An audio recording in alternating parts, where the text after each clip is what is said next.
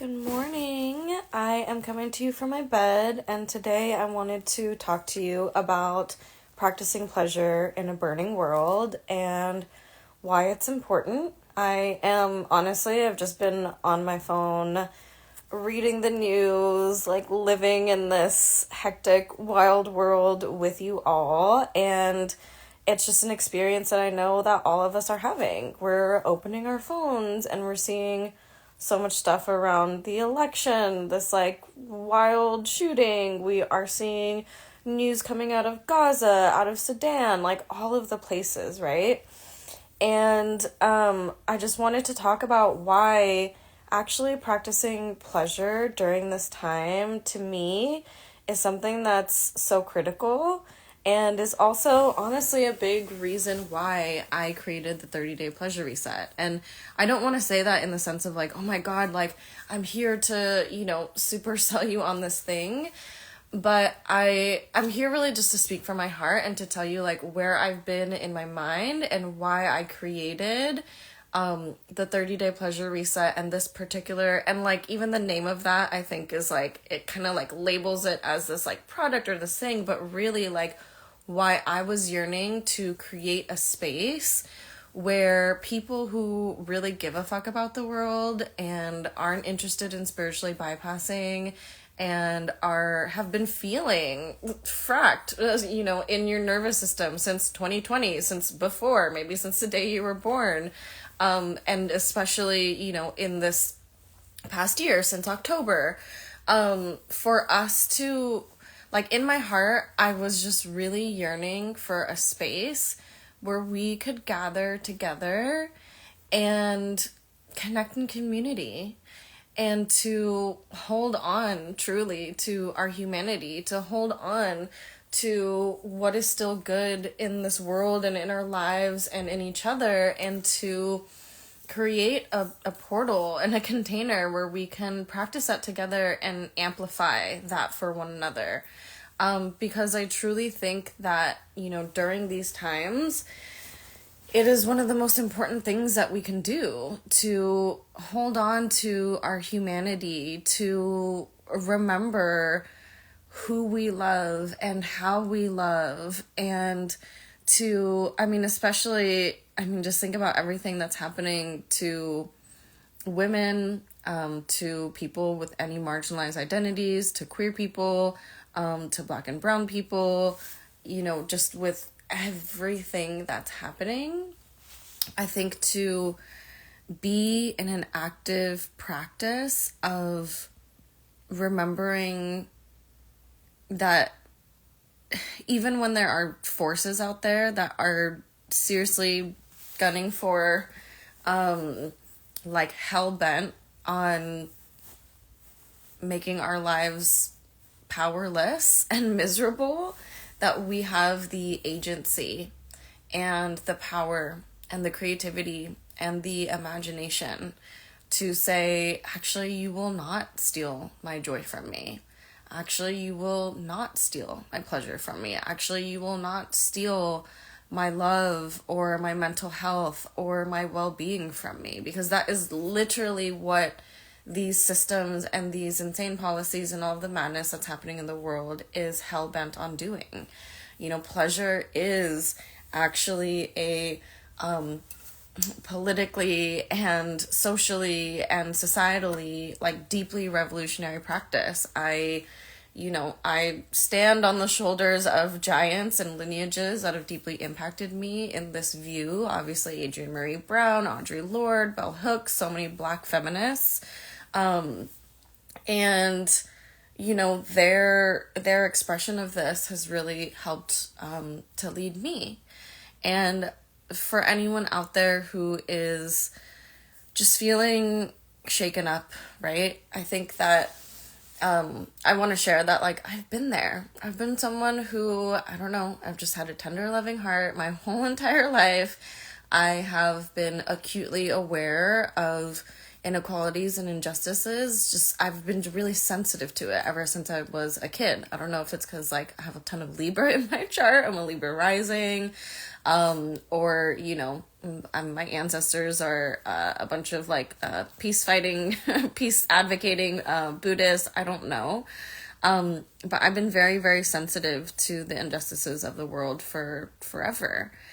And, I have had so many moments these past few years, especially since, everything in Gaza has happened, where I've had months of feeling like existential defeat. I've had many times of feeling like I was so worn down, like my mental health, I couldn't deal with work, I couldn't deal with the world, like I've been in that hole. And I know so many of my people, so many of you, so many of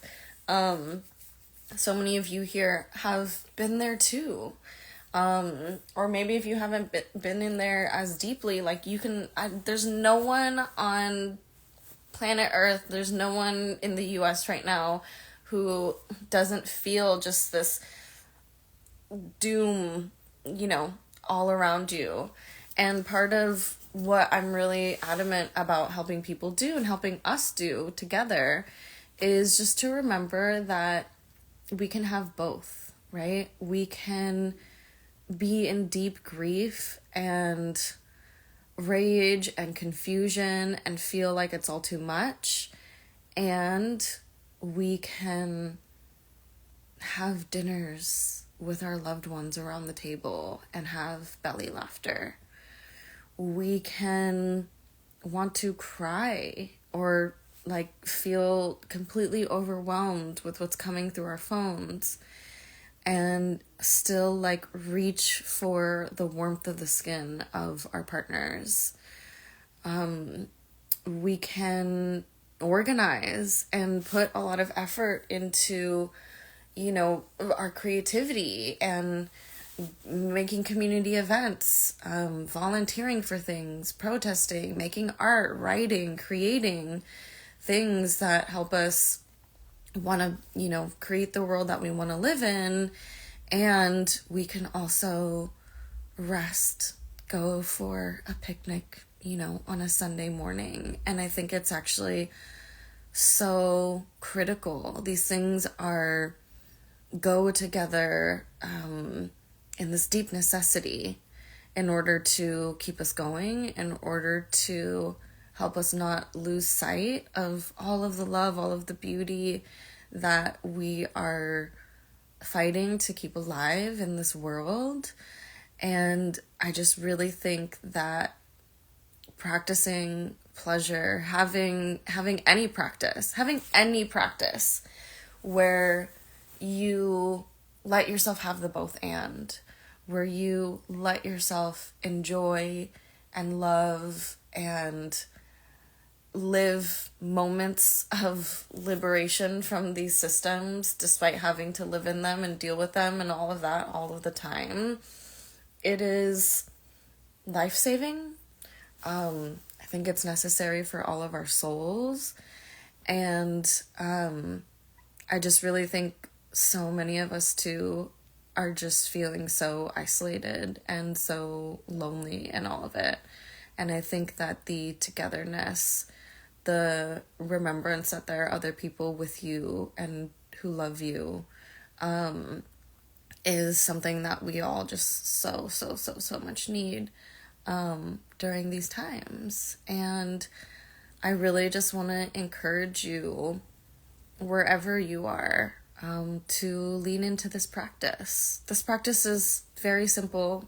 It's free. You can practice it anytime. It is what I call the 5% pleasure rule. And, to clarify for folks, pleasure is anything that makes you feel good, that fortifies you, right? It's not always just like, oh, erotic or sexy or, playful. Sometimes actually there is pleasure in grief. There can be pleasure in rage. There can be pleasure in creating art that is inspired by your grief and rage. There are just so many different flavors of pleasure. right now, even if this feels a little edgy, a little scary to be like on here with no plan and like just speaking from my heart, like there's just pleasure here right now for me in just being willing to be a human and to come on here and connect. And so the 5% pleasure rule is really in every single moment of your life, how can you just add 5% more pleasure to it? Let me know, anyone who's here, how you're feeling, if you relate to this, if you've been in this spot with everything that's happening. And so I encourage you to practice that 5% pleasure rule wherever you are. And if you feel like you also want to practice it in community, in a structure, in a cute little, all right, we're going to do it for 30 days, this 30-day challenge, and to be in a room with other people who, care about the world and care about living our pleasure and our freedom now as actually a deeply liberatory practice, then, please come join. Someone here is saying, being Asian Australian, I grew up feeling guilty about feeling pleasure. Yeah, absolutely. I think that there's so much. I think that there's, I'm just going to assume some things here. So if I'm wrong, you just let me know. But, I know growing up Asian American, coming from, a survival sort of narrative from my background. My ancestors literally had to survive the Vietnam War, refugees coming to the U.S., and, the world is not, similar to what I'm saying in this live, the world is not built for their thriving. The world is not built for their pleasure. American society was built for them to just fight to survive. And so pleasure feels like this luxury, right? It feels sometimes like a betrayal to, or it can feel in our systems like a betrayal to the hardworking, I'm just hell-bent on surviving and, all of the things that our parents or our ancestors had to do in order to survive. Yeah. Alfie saying that from the same diaspora, Vietnam War refugees. And so it's immense, this like guilt that we can have of like, wow, they really struggled. They really, gave everything in order to just survive. Who am I to feel pleasure? And Alfie, I have actually a class about ancestral pleasure. I'll DM you the link for it if you want. But I actually got a message from my ancestors that was about like, actually don't forget about our pleasure. And don't forget that, I used to teach a class specifically for people of color around pleasure and sexuality. And, our ancestors gave us a lineage of survival, but we get to create the legacy of pleasure.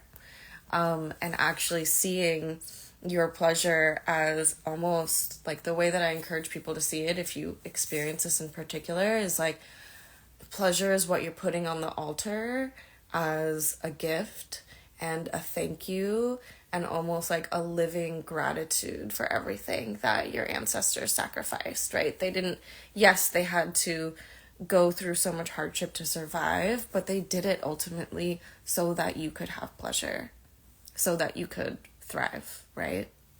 And so I think that's a really powerful shift in perspective, and thank you so much for bringing that. And I really hope that helped. And yeah, there's purity culture. I mean, I think even within, I'm just gonna say it, this feels a little edgy, but even within like, social media advocacy, or this culture of people who care, and in movement and in activism, there is really this culture of like, I have to hurt in order to prove that I care, or I have to struggle and, give everything of myself to the cause.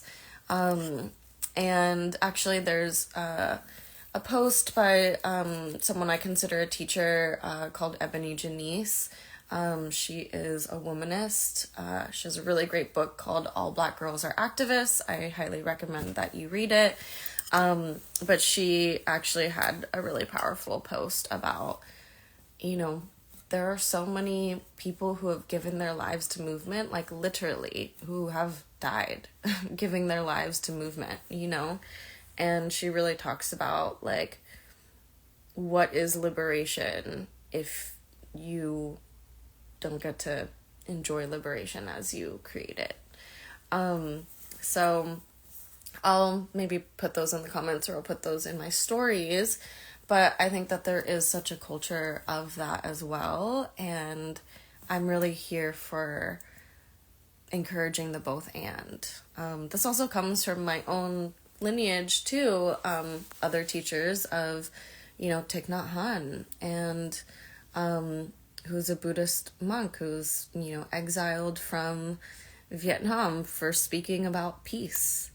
And, the Buddhist practice of mindfulness, to me, is actually a really deep pleasure practice. Deep presence with the world and what's around is, to me, a really, really, really deep pleasure practice. I actually have a playlist of Thich Nhat Hanh videos that I listen to when I feel overwhelmed by the burning world.